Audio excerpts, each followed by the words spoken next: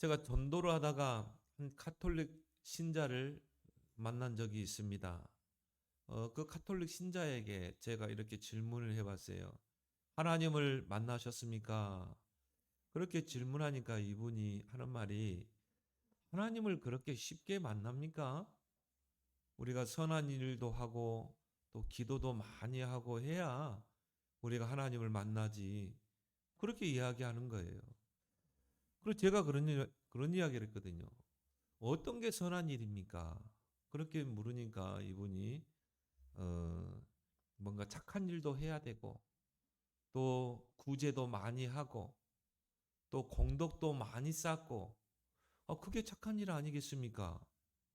근데 이분의 대답을 쭉 들으면서요. 야, 불교 신자와 별반 다른 게 없구나. 불교 신자도 그러잖아요. 착한 일 하고 선행을 하고 또 공덕을 많이 쌓아서 저 탑과 같이 높이 공덕을 쌓아야 뭔가 좋은 데 가겠지. 캐톨릭 신자나 불교 신자나 내가 볼 때는 별반 다른 게 없는 것 같아요. 그래서 제가 이제 그분에게 그런 이야기 했습니다. 하나님이 원하시는 선한 일이 바로 그걸까요? 우리가 착하게 살고 구제하고 또 공덕을 쌓고 그게 하나님이 말씀하시는 선한 일일까요? 하나님이 원하시는 그 선한 일은 영혼이 구원받는 것입니다. 영혼이 그리스도를 통해 구원받는 것. 이게 하나님의 선한 일입니다. 이분이 그 말을 알아들었겠어요? 못 알아들었겠어요? 도무지 못 알아들은 거죠. 인간이 불행한 것은 하나님을 떠나 있기 때문이라고 우리가 전주에 이야기를 했습니다.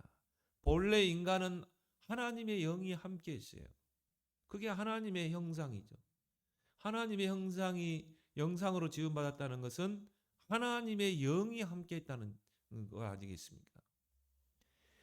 창세기 3장의 그 불순종의 죄로 말미암아 죄가 들어오게 되고 우리 안에 죽은 영이 된 것입니다. 죄의 삭은 사망이기 때문에 바로 죄가 들어오면 그 영은 죽게 돼 있어요. 그 결과 하나님의 영은 떠나게 되고 사단의 영이 그 영을 주관하게 되는 것입니다. 그래서 죽은 영, 하나님을 떠난 불신자는 그 영적 상태가 마귀에게 소속되게 돼 있어요.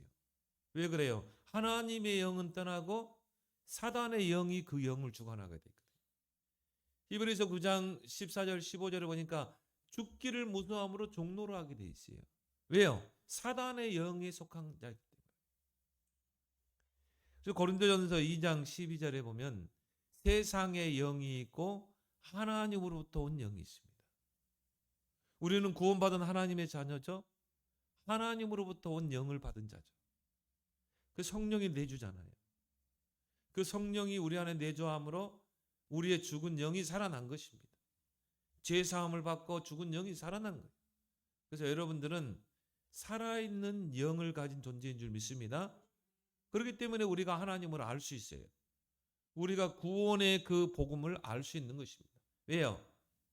우리 안에 계신 그 살아계신 영, 하나님의 영은 가르치고 생각나게 하시고 깨닫게 하시고 우리를 진리가운 대로 인도하시기 때문에 정말 예수가 그리스도구나. 이걸 여러분의 자의적으로 깨닫는 게 아니라 하나님의 영이 깨닫게 해주시는 것입니다. 그래서 우리는 하나님으로부터 온 영을 받았지만 하나님 떠난 그 불신자는 세상의 영을 받은 자인 것입니다. 인간은 하나님을 만나기 위해서 노력하고 있습니다. 인간에게만 영이 있기 때문에 하나님을 찾고자 하는 그런 본능이 있어요. 그게 바로 우리가 종교심이라고 그럽니다. 그래서 어떤 사람은 진실하면 하나님을 만날 수 있겠지. 그렇게 생각하고 진실되게 살고 정직하게 살고 또 양심을 쫓아서 사는 사람들 우리 주변에 있죠. 그래서 우리가 그런 사람을 보고 뭐라 그럽니까? 저 사람은 법 없이도 살 사람이야. 양심이 깨끗한 사람. 양심대로 사는 사람. 철학자 소크라테스는 억울한 제명으로 사형 선고를 받게 됐죠. 그 소크라테스가 사형 선고를 받고 한 유명한 말이 있습니다. 악법도 법이라는 것입니다. 얼마나 진실한 사람입니까? 그리고 사형 집행 당일날 이제 독약을 마시고 이제 죽게 되는데, 그때 이제 친구에게 한 가지 부탁을 합니다. 친구, 꼭 이거 하나 들어주게. 내가 어떤 사람에게 닭 한 마리 빚진 적이 있는데 그거 대신 갚아달라는 거예요. 그 죽음 직전 앞에서도 자기가 양심에 거리낀 일이 없는지 생각해 본 것입니다. 내가 어떤 사람에게 닭 한 마리 빚진 게 있는데 요거를 갚지를 못했구나. 그래서 친구에게 그걸 간절히 부탁한 것입니다. 얼마나 양심적입니까? 소크라테스는 죽을 때까지 양심을 쫓아 산 사람이에요. 그래서 지금은 뭐 돌아가셨지만요. 연세대 김동길 교수가 그런 이야기했죠. 이 이순신 장군은 죽어서 천국 갔을 것이다. 왜? 이순신 장군처럼 정말 진실한 분이거든요. 그 양심이 깨끗한 분이고, 나라를 사랑하는 분이고, 나라를 위해서 정말 자신의 몸을 불사하는 사람 아니냐. 그래서 이순신 장군은 반드시 천국에 갔을 것이다. 이순신 장군이 과연 천국에 갔을까요? 물론 예수 그리스도를 진짜 믿고 제사함 받고 구원받았으면 하나님의 자녀가 가는 그 천국에 갔을 것입니다. 그렇지만 예수 그리스도의 복음을 모르고 제사함 받지 못하면 결국 지옥에 가게 돼 있는 것입니다. 어떤 사람은 종교를 가지면 되는 줄 알고요, 열심히 종교 대상을 찾아서 종교 생활합니다. 그래서 어떤 사람은 뭐 종교를 두루 섭렵하는 사람이 있어요. 근데 예수님께서 마태복음 12장 43절 45절에 보면 이런 종교 생활, 그것은 결국 뭐가 돼요? 비고 소재되고 술이 되는 것입니다. 사단이 7배 능력으로 가게 되지. 제가 이 부교육자 때 이 섬겼던 교회 목사님이 중기자 임직을 하는데 저보고 와서 축사를 좀 해달라고 그래요. 그래서 제가 이제 그 교회를 갔는데, 제가 전도사 때 불신자로 있다가 이번에 내가 복음을 전해서 그 가족들을 다 영접시키고 교회화 시켰던 그 여자 그 성도가 있었거든요. 그래서 제가 그 가정에 가서 이 복음을 전하는데 1년에 제사를 14번 지내요. 그 이분은요, 모든 종교를 다 섭렵하신 분이에요. 절에도 가보고, 가봤어요. 뭐 성당도 가보고, 뭐 교회도 갔대요. 근데 복음 모르니까 종교 생활 한 거죠. 대순진리에, 마지막 대순진리에까지 가고. 그런데 얼마나 종교 생활을 많이 했는지요. 뭐 안 가본 종교가 없대요. 왜냐? 자꾸 집안에 막 이 재앙이 오고, 자꾸 문제가 생기고. 그 사람은 그 문제를 해결하기 위해서 뭔가 종교를 찾잖아요. 근데 그렇게 가서 뭐 절에 가서 그렇게 불공을 들여보고, 개톨릭 성당에 가서 그렇게 기도도 해보고 그랬는데도 계속 집안에 문제가 오는 거예요. 역시나 집에 가보니까 막 문제가 뭐 다 왔더라고요. 자녀들에게 다 왔어요. 그 뭐 셋째 딸은요 완전 귀신 들려가지고 뭐 정신 문제 와 있고, 제가 그 집에 가면요 방 문 걸어 잠궈 놓고요 얼마나 욕을 하는지, 와 진짜 막 그런 욕은 처음 들어봤어요. 저 XX 나가게 해달라고 쌍소리 해가면서요. 근데 문을 자꾸 이렇게 들어가려고 해도 문을 딱 잠궈놓고 얼마나 욕을 하는지 몰라. 그리고 그 큰아들은요 나이가 많은데 뭐 장가도 못 가고 취업도 못 하고, 남편은 알코올 중독자고, 뭐 집은 완전히 지하고 뭐 이런 상황이에요. 그래서 내가 이제 그분에게 내가 이 복음을 전했거든요. 거기서 해방되는 길이 있다. 다 돌아봤지 않냐? 종교를 다 두루 선nhập 했지 않냐? 당신 교회도 갔다며. 근데 딱 하나, 복음 모르고 교회 다닌 것이다. 예수 그리스도가 어떤 분인지 복음을 제대로 듣지 못하고 교회만 다닌 것이다. 그러면서 내가요, 왜 예수가 그리스도요, 구원자요, 모든 문제 해결자인가? 그걸 제가 이 잘 설명한, 우리가 말하는 구원의 길 있잖아요. 그걸 딱 전달한 것입니다. 그래 이분이 다음 주에 가니까는 가족들을 다 모아놨어요. 근데 제일 안 구한 분이 남편이라. 남편이 뭐 꺾이질 않는 거 있죠. 이 제사 문제에 걸려가지고. 제가 그랬어요. 그 조상이, 죽은 조상이 복을 주냐? 우리 인생이 죽으면 영원한 천국, 영원한 지옥이다. 현세와 내세는 오고 갈 수 없는 곳이다. 귀신이 당신 아버지 흉내 내고 오는 것이다. 올 수 없는 것이다. 속지 마라. 고린도서 10장 20절 딱 펼쳐주면서 대저 이방인의 제사하는 것은 귀신에게 하는 것이다. 그리고 출애굽기 20장 4절 5절 펴주면서요. 우상 숭배하면 3, 4대 재앙 온다. 지금 왔지 않냐? 당신 봐라. 당신 종교생활 했지 않냐? 그럼 이분이 제사만큼은 끊을 수 없다는 거예요. 1년에 14번 제사를 지내니까 몇 개 정리하려고 저 위에 조상 그 몇 개 정리하려고 했더니 꿈속에 조상이 나타나가지고요. 그동안 너희 자녀들을 가정을 이렇게 돌봐줬는데 네가 이 재산을 끌으려고 한다고 하면서 배은망덕 한다고 하면서 그러면서 막 해코지 하겠다고 위협을 하더래요.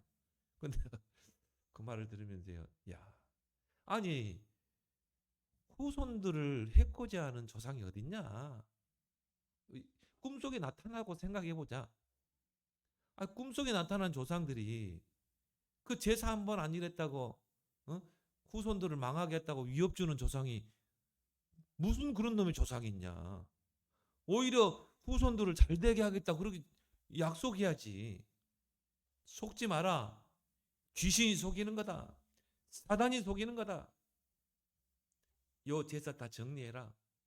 그리고 예수님 영접해라. 그리고 그리스도의 피 발라라. 그리고도 귀신 해코지 하면 내 멱살 잡아도 된다고 그랬어요. 내 멱살 잡고 경찰서에 고소해도 괜찮다. 그분이 딱 결단하고요. 제사를 딱 끊는데요. 그 제기를 제사 지내는 그 그릇 있죠? 한 3부대 마대자루를 큰 3부대를 가져오더라고요. 그리고 그거 가져와서 다 불태웠지 않습니까? 그리고 그 가족이 다 예수 믿고 다 교회 등록했어요. 그 다음 주간. 근데 그 부인 장경순 장로님이 그 불신자가요. 제가 그때 축사하러 갔는데 장로님이 돼 있더라니까요. 근데 그 만나서 너무 반가워가지고 우리 장재천 장로님 누님입니다. 너무 반가워서 제가 벌써 이렇게 장로님이 되셨네요. 불신자로 있다. 이렇게 종교 대상을 찾는다고 하나님 만날 수 있습니까? 인간의 문제를 해결할 수 있냐 이 말이죠. 또 어떤 사람은 철학으로 하나님을 만나려고 하지만 결국 허무주의로 전락하게 돼 있는 것입니다. 골로새 2장 8절 9절에 보면 이 세상 철학은 헛된 속임수라고 그랬어요. 저도 철학을 공부해봤습니다. 결국 철학의 결론은 허무주의로 가거든요. 염세주의로 가게 돼 있어요. 결국 철학은 말장난에 불과합니다. 인생의 그 본질과 실존에 대해서 논하지만은 하나님을 떠나서는 본질과 실존을 알 수 없어요. 우리가 하나님과 함께할 때 그게 인간의 본질을 알게 되죠. 하나님의 형상으로 지음받은 자. 하나님의 영이 함께한 영적인 존재. 하나님의 코에 생기를 보느니 생명이 된지라. 그 하나님 안에서 생육, 번성, 충만, 정복하는 축복을 받은 자.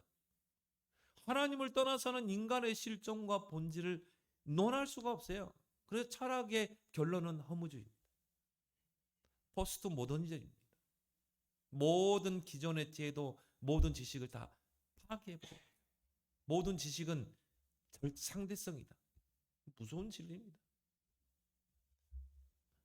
하나님을 떠나고 나니까요, 지혜도 어두워지고 지식도 어두워지는 것입니다. 로마서 1장 21절에 하나님을 떠나게 되면 지혜가 어두워지고 생각도 험하게 집니다. 아무리 옳은 생각을 하려게 돼요. 결국은 틀린 생각을 하게 돼요. 이 세상 철학은 헛된 속임수입니다. 이들이 뭘 몰랐습니까? 원죄를 몰랐어요. 원죄. 원죄는 뭡니까? 하나님을 떠나 죄와 사단의 권세 아래 있는 상태를 보고 원죄라고 그래요. 그 원죄는 인간의 힘으로는 해결할 수가 없습니다.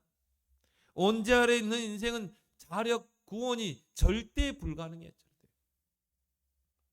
아무리 내가 진실되고 내가 아무리 정직하게 아무리 양심적으로 살았다 할지라도 원죄를 해결할 수가 없다 이 말이에요. 하나님 떠난 문제, 죄 문제, 사단의 문제를 해결할 수 있습니까? 인간 스스로 해결할 수 없어요. 모든 사람들은 다 원죄 아래기 때문에. 그럼 우리가 두 번째로 뭡니까? 구원받지 못한 자의 노력은 외적 변화에 불과합니다. 그 노력은 좋은 것이지만은 구원을 얻을 만한 가치가 못 돼요. 석가, 공자, 소크라테스 얼마나 훌륭한 사람입니까? 그들이 써놓은 책들 훌륭합니다. 불교의 교리를 보면서요. 남에게 척을 짓지 마라. 너무 훌륭하잖아요. 너무 훌륭한 가르침입니다. 그렇지만 그런 모든 구원받지 못한 자의 노력은 하나의 외적 변화에 불과한 거지 이게 구원을 얻을 만한 가치가 못 되는 것입니다. 그래서 하나님의 의의가 있고 인간의 의의가 있어요. 하나님의 의의는 하나님이 중심입니다. 인간의 의의는 사람이 중심이에요. 하나님의 의의는 뭡니까? 예수 그리스도께서 십자가에서 원죄 문제 해결하시고 사탄의 권세를 깨뜨리고 완전한 구원을 이루셨다. 그 예수 그리스도, 완전한 구원자이신 예수 그리스도를 믿을 때 우리가 구원받고 의롭게 되는 것이다. 이게 바로 하나님의 의예요. 하나님의 의의 중심에는 하나님이 계셔요. 인간의 의의는 뭡니까? 내가 노력하고 내가 선행을 하고 내가 공덕을 쌓고 내가 착하게 살고 내 힘으로 자력 구원. 이게 인간의 의입니다. 결국 복음과 종교의 차이인 것입니다. 이사야 64장 6절에 인간의 의는 더러운 옷과 같고 시들어 말라버리는 잎사귀와 같으며 우리의 죄악이 바람같이 몰아가나이다. 인간이 자기의 노력으로 뭔가 의롭게 되려고 하는 그런 모든 노력은 더러운 옷과 같다. 마치 걸레와 같다. 여러분 걸레를 아무리 빨아도 걸레입니다. 그렇죠? 연탄을 희귀하게 해서 물에다가 아무리 써도 연탄이에요. 인간이 아무리 노력하고 선행을 하고 공덕을 쌓아도 그 원죄는 그대로 있는 거예요. 오히려 그게요 더 하나님께로 나아가는데 방해가 될 수 있어요. 시들어 말라버리는 잎사귀 같다. 앞에 있는 이 나무보세요. 얼마나 싱싱합니까? 이게 영구히 갑니까? 나중에는요 시들어서 딱 말라버리죠. 그게 인간의 의예요. 내가 아무리 착하게 살고 선하게 살고 하지만요 그게 바람에 날려버리는 것 같아요. 바람이 훅 불면 어떻게 합니까? 싹 날아가 버리잖아요. 내가 아무리 착하게 살고 선하게 살고 진실되게 정직되게 양심대로 살아서 공덕을 많이 쌓았어. 바람이 한번 불면 어떻게 돼요? 싹 날아가는 것입니다. 이런 것은 전부 자기의 의인 것입니다. 내가 노력하고 내가 선행하고 이게 종교예요. 그래서 종교는 구원이 없어요. 바울은 로마서 10장 13절에서 이스라엘을 책망하고 있습니다.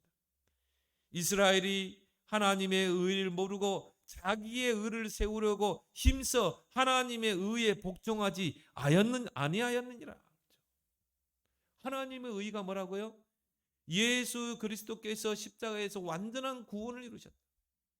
원죄를 해결하시고 완전한 구원을 주셨다. 그 예수 그리스도를 우리가 믿음으로 구원받고 의롭게 된다. 이신칭이라고 그러죠. 오직 의인은 믿음으로 말미암아 살리라. 그 하나님의 의를 몰랐어요. 그리고 하나님의 의에 복종하지 않았어요. 그리고 자기의 의를 세우려고 한 것입니다. 한마디로 자아도취에 빠져버린 것이죠. 그게 종교인들입니다. 종교인들은요, 자아도취에 빠진 자예요. 그래서 그들의 신념은 그거예요. 진실되게, 정직하게, 양심대로 선을 많이 행하고 공덕을 많이 쌓고. 가만히 보면요, 자아도취에 빠지는 거예요. 그게 바리새인들 아닙니까? 그래가지고는요, 나는 이런 사람이야. 나는 진실되게, 정직되게, 나는 정말 이 양심을 쫓아서 나는 이렇게 근처에 11조를 드리고 나는 이렇게 하나님 앞에 기도하고. 그래 결국은 뭡니까? 그걸 자랑하게 돼요. 자기의 의를 자랑하게 돼요. 예수님이 가장 책망했던 그 부류가 바리새인들. 예수님이 독사의 자식들이라 그랬죠. 얼마나 하나님의 의를 애써 부인하고요. 이 땅에 창세기 3장 15절에 그 예언 성취자 그리스도 오셨는데 십자가에 못 박으라고 외쳤고, 바리새인들을 보고 예수님이 화 있을진저 그러잖아요. 외식하는 자들이에요. 자아도취에 빠진 자들이에요. 그러면서 복음을 철저하게 대적하고 하나님의 의를 복종하지 않고 대적하는 거예요. 제가 TV에서 한번 보니까 절에 있는 스님들이요, 그 동한 거 있잖아요. 겨울 되면 방 안에 들어가서 3개월 동안을 집거를 합니다. 그래서 하한 거가 있고 동한 거가 있어요. 여름에 하는 게 하한 거, 또 겨울에 하는 게 동한 거예요. 동한 거 하는 거 보니까 방에 딱 들어가서 완전히 석 달 동안을 거기서 집거하는 거. 그러면서 뭐냐면 자기 안에 욕망을 버리고 자기 마음을 깨끗하게 하고, 그리고 뭐 그런 수행을 계속 하는 것입니다. 석 달 동안 그 쉽습니까? 제가 렘넌트 예배도 이야기했지만요, 어떤 스님이 TV에 나와서 마음을 비워야 된다. 우리 마음의 욕망, 뭔가 나라는 그런 자아를 버려야 된다. 비워야 된다. 그게 해탈이 돼. 뭐 어떻게 하냐면은 다 거기 나온 그 시청자들에게 손을 이렇게 딱 앞으로 내려요. 그러면서 여기 집중하라는 거예요. 마음을 빼내서 이 주먹 안에 담으라는 것입니다. 마음을 빼내서. 그런 생각을 하고 거기에 몰입을 하고 집중을 하는 거예요. 내 마음을 여기 담습니다. 집중하는 거예요. 난 그걸 보면서요, 야, 저러면 사단이 틈탈 텐데. 그렇죠? 사단이 뜬답니다. 우리는 마음을 채워야 될 줄 믿습니다. 우리는 우리의 마음을 복음으로 채워야 돼요. 말씀으로 채워야 돼요. 주의 은혜로 채워야 됩니다. 성령으로 채워야 돼. 이게 충만이야. 그래서 초대교회 중직자를 세울 때도요, 믿음 충만, 성령 충만, 지혜 충만한 자를 세웠어요. 그렇죠? 우리는 채워야 합니다. 오직 성령이 너희에게 임하시면 권능을 받고 땅까지 증인되리라. 술 취하지 말라, 이는 방탕한 것이요 성령의 충만함을 받으라. 그렇죠? 우리는 채워야 돼. 근데 비우라는 거예요. 이게 종교예요. 저는 이 중곡동 정신병원에서 봤어요. 이런 명상운동, 마음을 비우는 이런 명상운동 하다가 정신병원에 들어온 사람 많습니다. 여러분. 확인해 보세요. 제 말이 거짓말인지. 여러분, 인간이 석 달 동안 방문을 걸어 담그놓고 그 안에 치과한다. 그게 정상이라고 봅니까? 멀쩡한 사람도요, 그렇게 하면요, 정신 돕니다. 여러분. 여러분 자녀들 방 안에 석 달을 가둬놔 보세요. 어떻게 되겠습니까? 그 사람의 마음의 상태, 정신 상태가 어떻게 되겠냐 이 말이에요. 땅에 있는 것으로는요, 구원을 얻을 값이 있는 것이 하나도 없어요. 왜 그렇습니까? 창세기 3장 아래에 있는 인생. 하나님을 떠나 죄와 사단의 권세 아래 있는 인생. 갈라디아 3장 22절에 하나님을 떠난 자는 원죄 아래 갇힌 자라 말하고 있습니다. 로마서 13장 10절에 의인은 없나니 하나도 없고, 그 노력이 좋은 것이지만 구원 얻을 만한 가치가 못 되고, 그건 외적 변화에 불과해요. 그래서 많은 제자들이 따랐잖아요. 석가를 따르고 공자를 따르고. 왜? 저 사람은 진실했거든. 정직하고. 그리고 뭡니까? 양심적이요. 석가 같은 경우는 죄와 싸우려고 모든 속세를 떠났고, 외적인 모습으로 볼 때는요, 야, 저 사람 신령해 보인다. 제자가 따를 수 있지만 그런 것들이 구원의 가치는 못 된다. 역시나 석가도 마지막 죽을 때 유언을 남겼어요. 나를 숭배의 대상으로 삼지 마라. 그래서 불교는 종교가 아닙니다. 하나의 철학입니다. 불교의 진짜 교리가 뭡니까? 진정한 무의 상태로 들어가라는 거 아닙니까? 무라는 것은 아무것도 없는 존재예요. 아무것도 없는 상태로 들어가는 것입니다. 나라는 존재도 없어져 버립니다. 그러니까 비유라는 거 아닙니까? 그게 쉽습니까, 여러분? 숨을 쉬고 사는 그 상태에서 그게 쉽냐 이 말이에요. 그게 불교는 하나의 철학이지.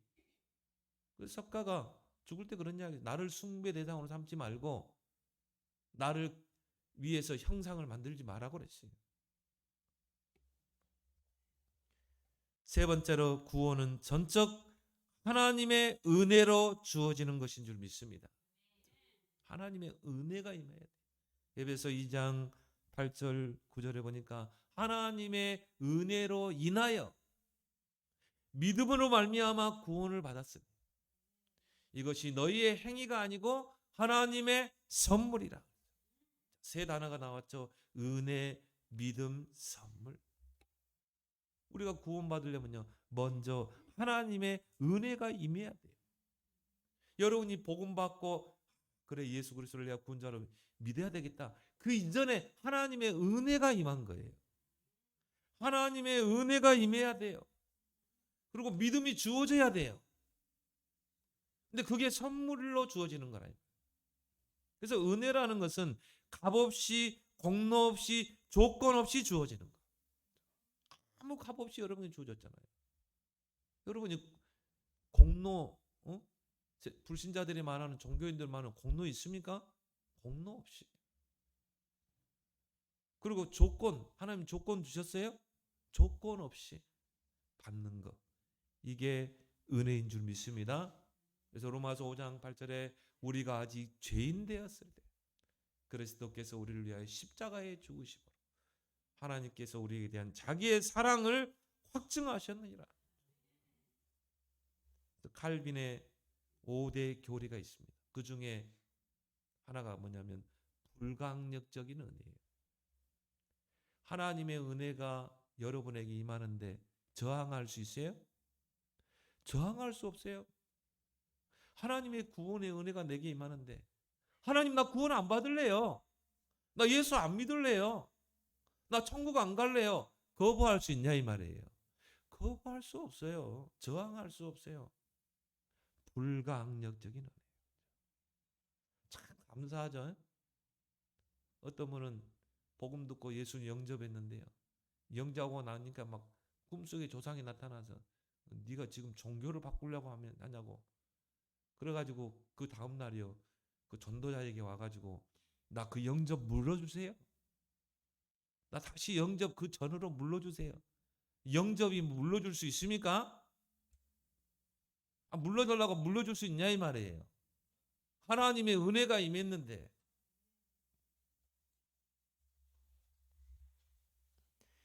지구 70억 인구 중에서 나에게 하나님의 구원의 은혜가 임한 거예요. 70억 인구. 지금 한 80억 된다 그러죠. 80억 인구 중에서 나에게 구원의 은혜가 임했다. 그 확률이 얼마나 될까요? 확률 한번 따져보세요. 80억 인구 중에 나 한 사람이 구원받았다.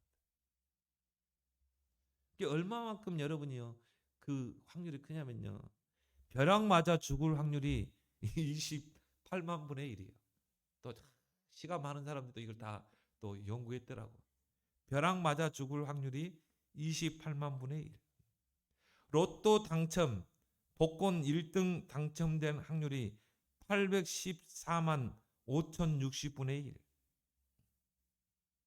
그러니까 벼락 맞을 확률이 더 높은 거야. 로또 당첨되기는 그렇게 힘들어요. 여러분 일확천금 노리지 마세요. 여러분 열심히 노력하면 돼. 하나님이 땀 흘려서 땅의 소산으로 먹고 살게 하는 거지. 자, 벼락 맞아 죽을 확률이 28만 분의 1. 로또 복권 1등 당첨될 확률이 814만 5,060분의 1. 그러면 구원의 확률, 나 한 사람이 구원받는 그 구원의 확률은 80억 분의 1이에요. 굉장히 희박하죠. 근데 그 중에 내가 뭐 벼락 맞을 확률보다도 로또 1등 당첨될 보다 더 확률이 없이 내가 그 구원을 받은 것입니다. 구원에 당첨된 거예요. 얼마나 감사합니까? 그런데 하나님 편에서 볼 때는요, 100%예요. 확률이. 0.000%가 아니라 100%. 왜?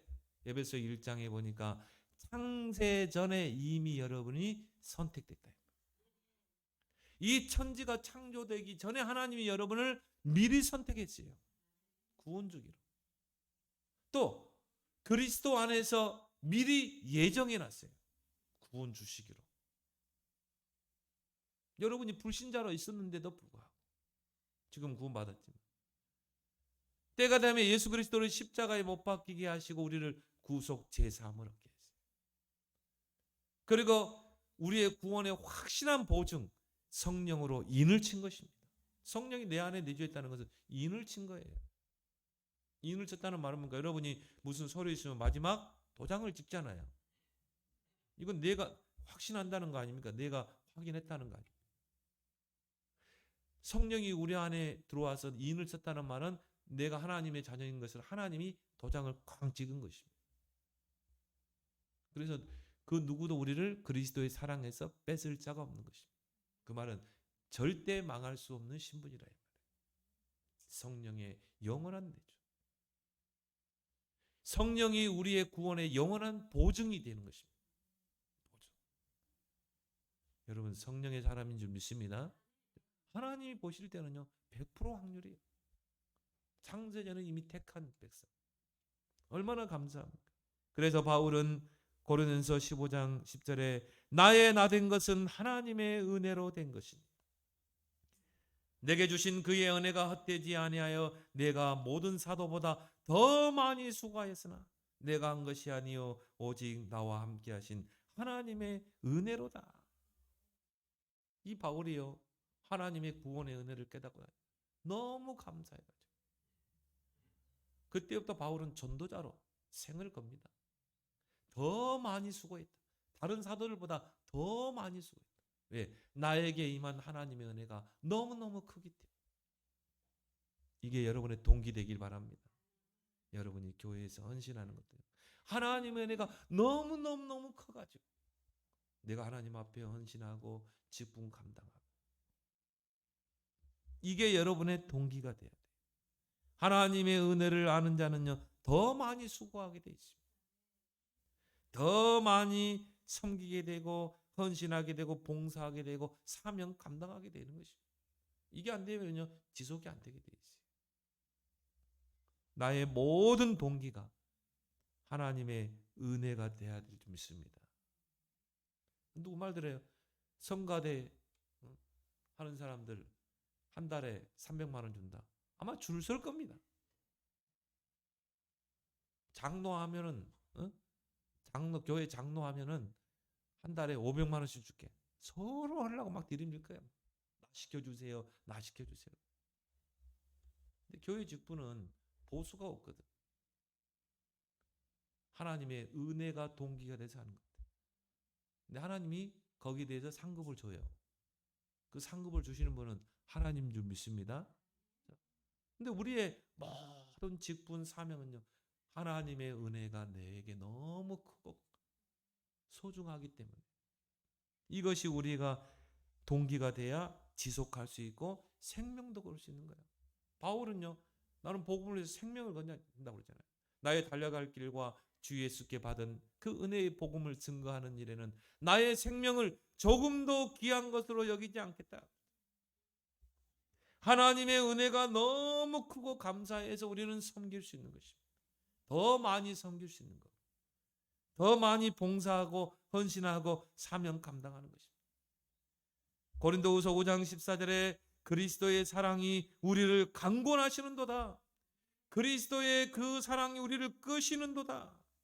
하나님의 은혜가 그리스도의 사랑이 우리를 끌고 가는 강력한 동기가 돼야 돼요. 그거 외에는 동기는 버려야 돼요. 하나님의 그 사랑과 은혜가 나를 강력하게 끌어가는 동기. 나를 헌신하도록 끌고 가고 나에게 봉사하도록 끌고 가게 하고 나에게 직분을 잘 감당하도록 사명 감당하도록 나를 강렬하게 끌고 가는 그 힘이 돼야 한다. 하나님의 은혜에 이끌림 받는 자가 되길 바랍니다. 하나님의 은혜로 하는 것은 지속되게 되어 있습니다. 우리가 직분도 마찬가지고 헌신도 마찬가지, 사명도 마찬가지. 이런 사람은 계산하지 않습니다. 내가 이러면 손해 볼지 않을까? 하나님 앞에 계산하지 마세요, 여러분. 하나님 앞에 계산하지 마세요. 왜? 하나님이 우리에게 베푸신 그 은혜와 사랑이요, 계산할 수 있습니까? 하늘을 두루마리 삼고 바다를 먹물 삼아도 그 하나님의 그 사랑과 은혜를 기록할 수 있어요? 하나님 앞에서 계산하지 마세요. 다윗은 시편 51편 12절에서 주의 구원의 즐거움을 내게 회복시켜 주시고 자원하는 심령을 주사 나를 붙드소서. 자원하는 심령. 여러분이 교회 일할 때도 자원하지 하세요. 여러분이 헌신할 때도 자원해서 하세요. 근데 그게요, 구원의 그 즐거움과 그 은혜가 여러분에게 차고 넘치지 않으면요, 그거 자원하기는 힘듭니다. 억지가 되고 부담이 되는 거죠. 다윗은 이런 고백을 했다니까요. 하나님, 나에게 그 구원의 즐거움을 내게 회복시켜 주십시오. 그래서 내가 자원하는 심령을 내게 주십시오. 그렇게 해서 성전 준비를 한 거예요. 평생을 준비해서. 이거 쉽지 않습니다, 여러분. 평생을 성전 준비했다니. 이게 구원의 즐거움이 내게 회복되지 않으면 힘듭니다. 그래서 여러분, 그 하나님의 은혜, 그 그리스도의 사랑이 나를 강렬하게 끄는 동기가 돼서 그 하나님의 은혜 안에서 모든 것을 하는 여러분 되길 바랍니다. 하나님 아버지 은혜를 고맙고 감사합니다. 왜 인간은 하나님을 만날 수 없는지 오늘도 우리에게 말씀 주신 하나님, 구원받지 못한 자의 노력은 외적 변화에 불과하고 구원을 얻을 만한 가치가 못 되는데 우리의 구원이 전적 하나님의 큰 은혜로 그리스도의 그 사랑으로 주어진 선물이기에 더욱 감사를 드립니다. 우리를 강렬하게 끄는 그 동기가 하나님의 은혜가 되어서 바울의 고백처럼 더 많이 수고하고 더 많이 헌신하고 더 많이 사명 감당하는 그런 하나님께 칭찬받는 하나님의 상급자들이 다 되게 하여 주시옵소서. 예수님의 이름으로 기도드리옵나이다. 아멘.